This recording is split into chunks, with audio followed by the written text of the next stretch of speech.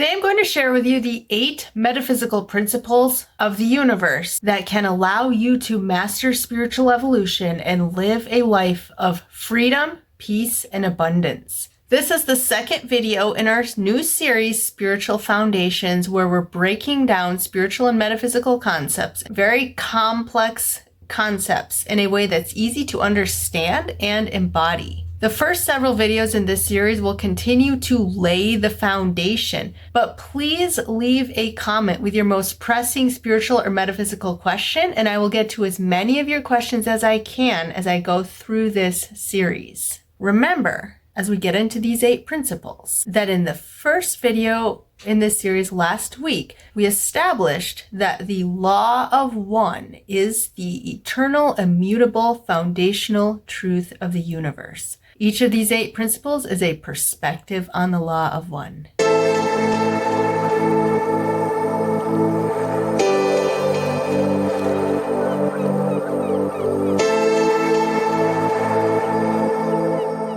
Last week, we defined the law of one as the idea that there is only one thing in the universe, one underlying consciousness from which all things have arisen. The first principle of oneness is that the law of one is what religion refers to as God. The word oneness and God can be used interchangeably. There are 2 words that describe the same thing. So in this video, I will use them interchangeably. Oneness is absolute truth, as established in our previous video in this series. And God is the absolute. Therefore, oneness and God are the same thing. The second principle of oneness is that oneness is reality, or oneness is truth. This is the principle that we spent the entire previous video in this series proving and explaining.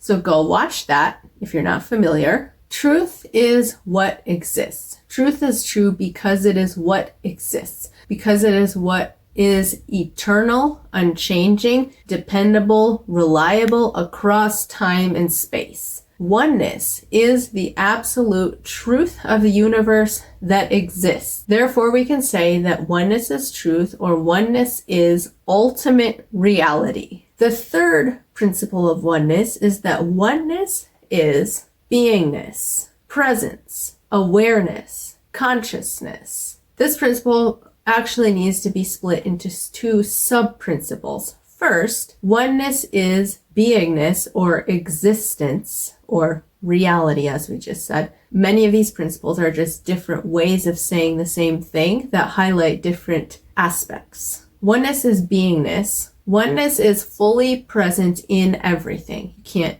divide it, you can't dim it down, you can't take away from it. Oneness exists in its fullness within everything in the universe. The holographic nature of the universe says that every part of the whole contains the whole. And the second sub-principle is that oneness is consciousness, or self-aware beingness. Oneness is, or God is, beingness that has become conscious of its own existence. And this is why we can say that everything that exists arose from consciousness. We see this throughout nature. Absolutely everything has intelligence and consciousness, even things like plants, mushrooms, water, that appear at first glance not to be conscious. Upon further testing, we discover just how conscious every aspect of the universe is. Water rearranges its crystals in response to vibration, or to send us messages in response to questions asked. Plants and mushrooms communicate with each other and connect with each other from underneath the soil.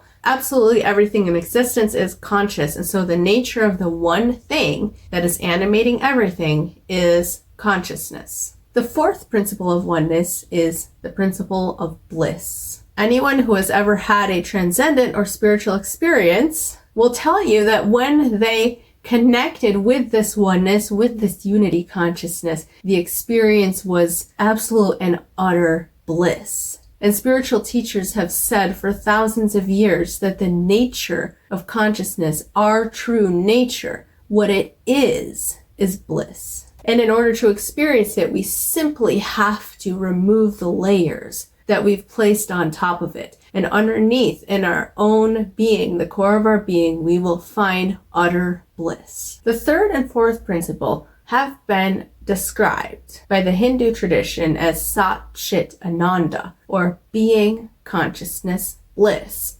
God is aware that God is, and in knowing God's existence, God experiences bliss. We find this understanding across traditions. Christianity has a version of it with the Father, the Son, and the Holy Spirit. The Father represents absolute, ultimate reality. The Son represents consciousness, Christ consciousness, reality becoming aware of itself. And the Holy Spirit represents the bliss, or the love aspect, the direct, tangible experience of God.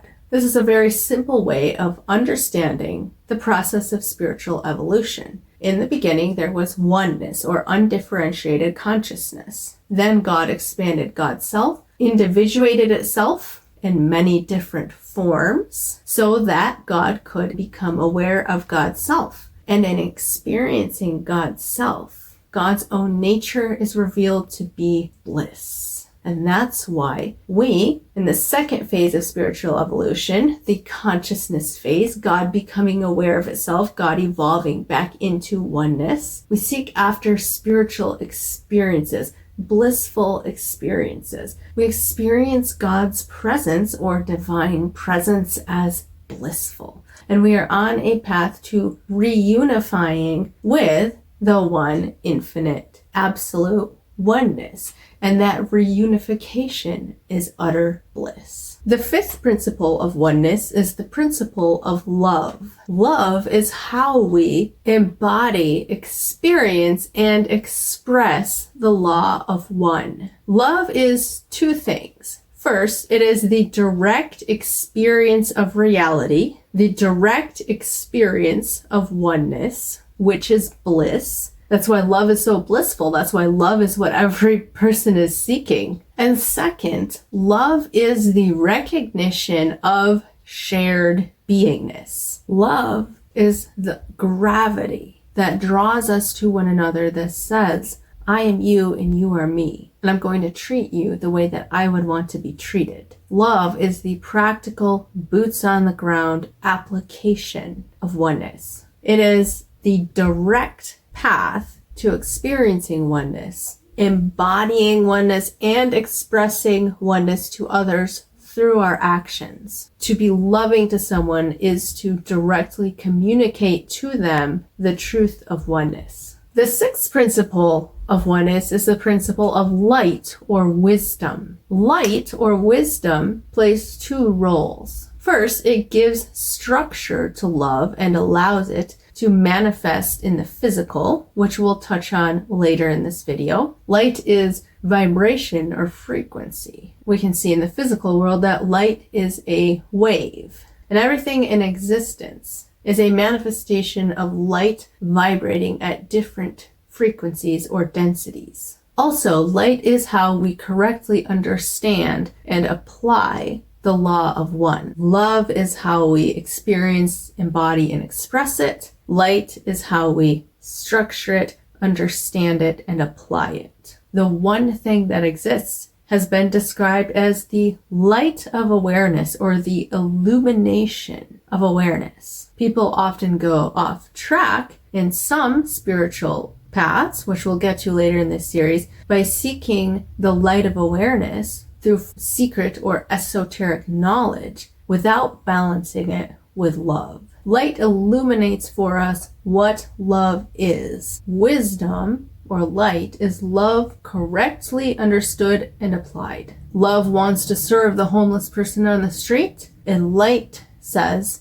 buy them a hot meal rather than giving them cash that they could spend on alcohol or drugs. Love is moved to heal suffering, and light, or wisdom, says don't force it on them, because some people need to experience certain things for their growth, but offer them healing and allow them to choose whether to accept it. The seventh principle of oneness is the principle of life. If only one thing exists and everything in existence is part of that one thing, then everything that manifests in your life as part of your life every day, both the physical, tangible things and the intangible life experiences and challenges and blessings, are all part of the one thing that exists. I personally love to use the word life with a capital L as a way to refer to God or the universe, because it makes it very, very personal for me when I understand that every single thing that manifests in my life is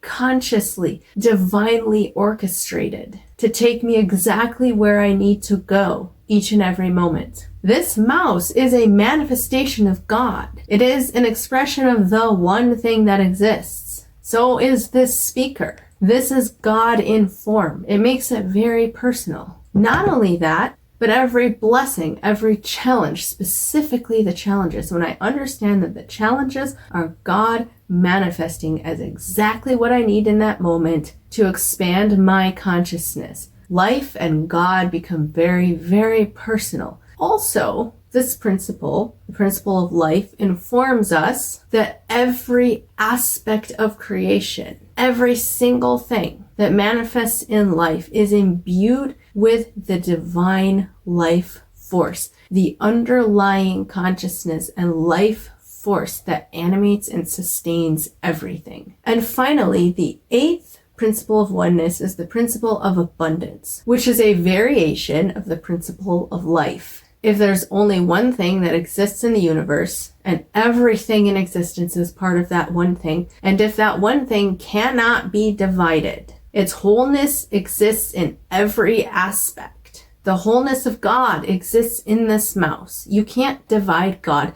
This mouse is just as divine as anything else. It serves a divine purpose. If all this is true, then all wholeness and all abundance, all of infinity exists within you. You have access to anything and everything you need within yourself at all times. Manifestation is the result of having a correct perception about reality. The ability to manifest comes as a result of correctly perceiving the law of one. Now let's look at some examples of different perspectives on the law of one from different spiritual paths. We're going to start with the God is statements in the Bible. Now remember that we established at the beginning of this video that the words God and oneness can be used interchangeably. They're both references to the absolute, to what exists, to reality. 1 John 4:8 says, God is love. Whoever does not love does not know God, because God is love. So clearly, this statement is a reference to the principle of love. You cannot say that you know God if you do not love your neighbor, because to know God, to know oneness, is to understand that your neighbor shares beingness with you. The nature of reality is love. So you cannot experience reality and not embody love. 1 John 1:5 says, God is light. This is the message we have heard from him and proclaimed to you, that God is light and in him is no darkness at all. This is obviously the principle of light or wisdom. John 4:24 says God is spirit. Spirit is the Christian word for the conscious, animating life force. And this statement is referencing the principle of consciousness and the principle of life. The Bible also says, I am that I am. In Exodus, I believe, chapter 14, when God reveals himself to Moses, he says the famous phrase, I am that I am, which first of all is a reference to the principle of beingness. This is also another way of saying Sat Chit Ananda. God is fully embodying and expressing God's nature. This, of course, is another way of saying the principle of love, the principle of divine creation and expression and giving one's self. Now let's move on to the I am statements of Jesus in the Gospels. There are 7 I am statements in the Gospel of John. I, of course, as a mystic, believe that when Jesus said his I am statements, he did not mean I, Jesus, the man, the ego character, are claiming to be these things, but rather he was speaking from a place of oneness consciousness. If Jesus said these things at all, because John is not a historically accurate gospel, but whoever wrote these things about Jesus, this is how they experienced the consciousness that Jesus embodied. I am the bread of life. I am that which sustains you. The principle of life, the sustaining, animating principle that infuses the entire universe. Also, we have here represented the principle of abundance. The Lord's Prayer says, give us this day our daily bread. We're supposed to rely on the divine to provide us with what we need in each moment. We can only do that when you have an understanding that all needs have already been provided for, that you have access to everything that you need when you live in a state of open giving and receiving with the universe. Second, I am the light of the world. That's an easy one. It's clearly a reference to the principle of light or wisdom, of illumination and awareness. The first chapter of the book of John talks about how Jesus incarnated into flesh to bring light onto the planet, to illuminate the planet, to raise the consciousness of the planet. Third, I am the good shepherd. The shepherd, Jesus says, lays down his life for the sheep.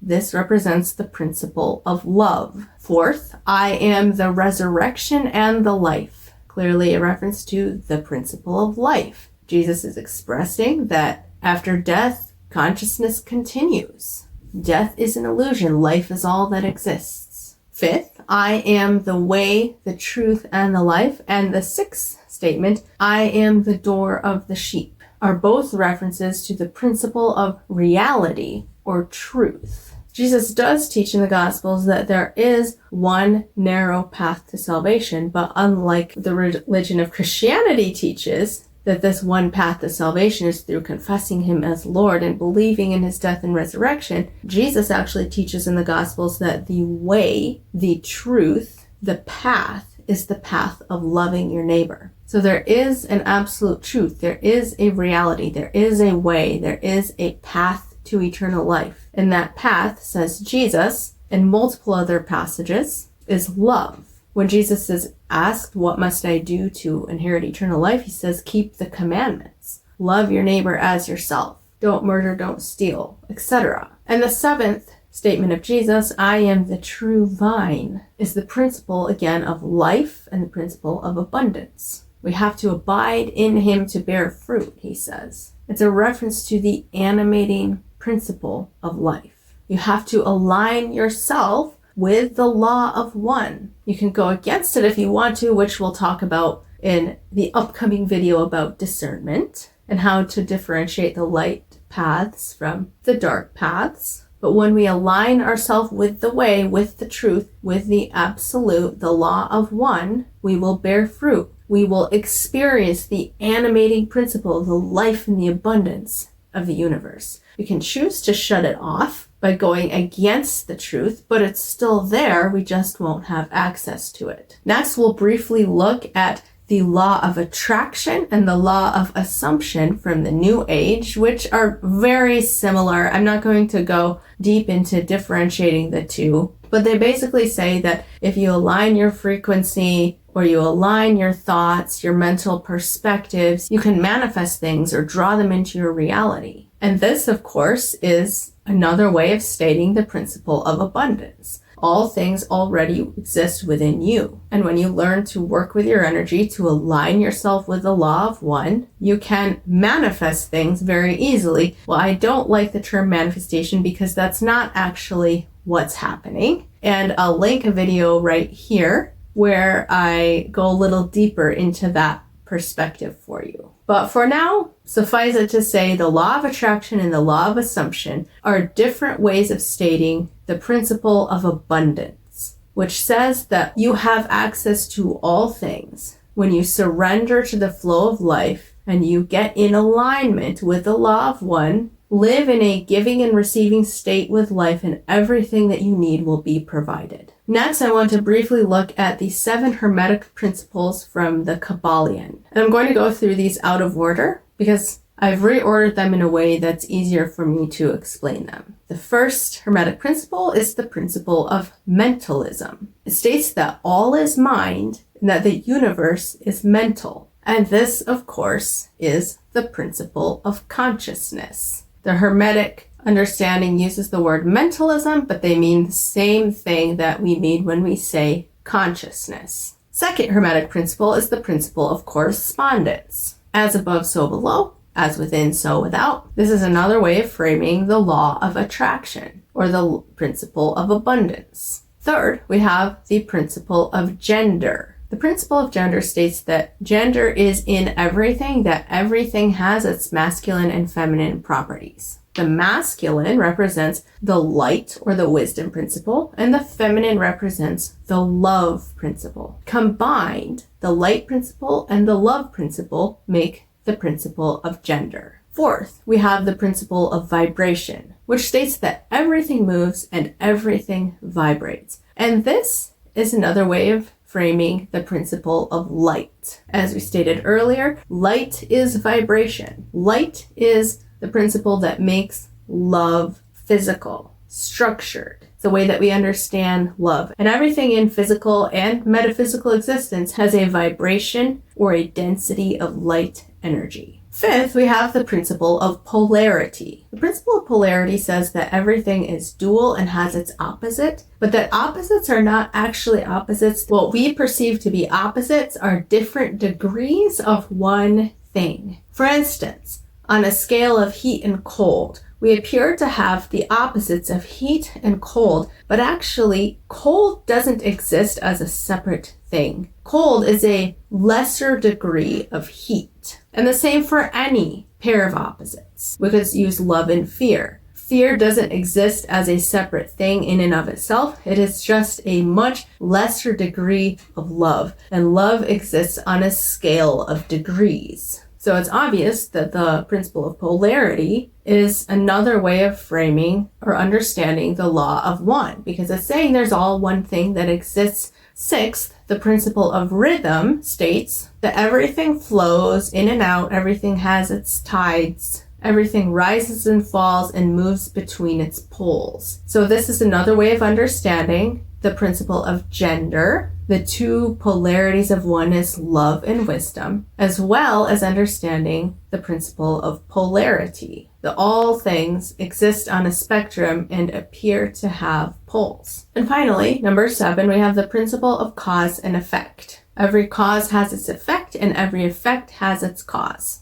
This principle emphasizes the interconnectedness of all things. Nothing exists in a vacuum. Absolutely nothing can exist by itself. An effect cannot exist without its cause, and a cause cannot exist without its effect. And in this way, every single event, action, object in the universe is completely dependent upon and interconnected with every other action, event, object. The final perspective that I want to look at today is that of the raw material, the law of one. For any who are not familiar, the law of one is a channeled text that goes deep into the metaphysics of how the universe works. And we're going to talk about it in a lot more depth in next week's video, if I don't come up with something else that we need to learn first. Today, I'm just going to briefly share what the law of one says about the creation of the physical universe. The law of one claims that there were 3, what it calls distortions away from pure, undifferentiated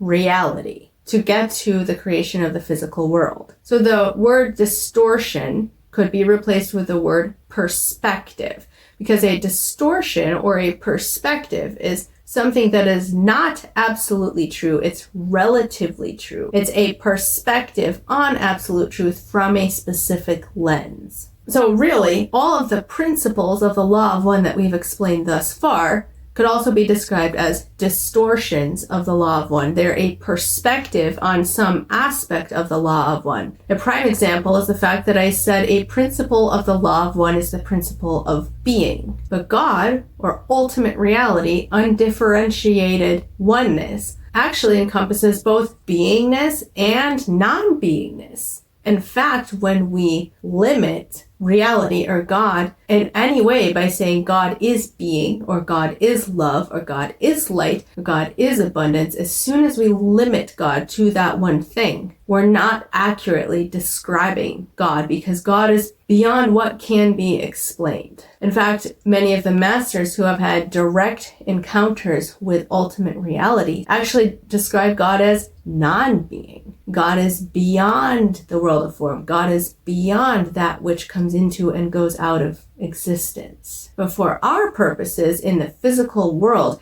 a perspective on God or on undifferentiated oneness is to say God is being, because in our universe we experience beingness. Does that make sense? And so every principle of the law of one that we've described here is a perspective. It doesn't encompass the whole. Or as the law of one describes, it is a distortion, because it's not 100% accurate, but it's a useful tool for us to understand from our vantage point. Having said that, let's move on to the three distortions laid out in the law of one. In the beginning, we shall say, although this happened outside of time and space, in the beginning there was the one infinite creator, pure oneness and unity, undifferentiated consciousness. Nothing had come into existence. And the first distortion that was needed to create the physical universe was the distortion of free will, also called the law of confusion. This distortion was necessary for free will to exist. The law of confusion is the veil of separation that comes over us when we separate ourselves from God, from ultimate reality. When we divide ourselves, so to speak, although that division is an illusion because oneness can't be divided. But when we come into the illusion, we divide ourselves away from oneness and we enter the experience of an individuated self. We have undergone the distortion of confusion, and now, as an individual entity, we have free will to make choices in the world of polarity, which again is an illusion, because the experience of polarity is the experience of different degrees of love